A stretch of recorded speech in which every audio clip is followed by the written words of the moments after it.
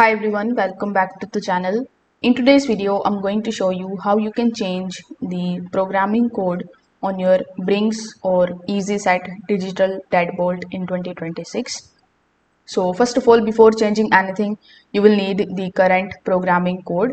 So many of the BRINKS or EZSET logs, the factory default programming code would be 0000 unless it has already been changed. So if you don't know the existing programming code, you will need to perform a factory reset before continuing.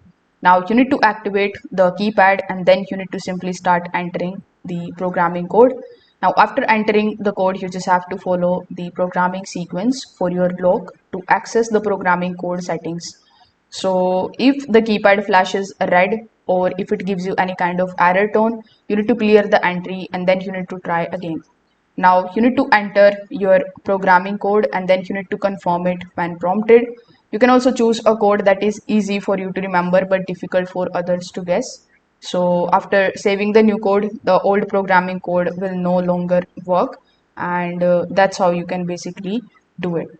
So you can also go through this particular manual, like in order to add the new user, you need to simply enter the programming code. Afterwards, you need to press the easy set button, then press 1, then press easy set button again, then enter your new user code and then press easy set button again in order to save it.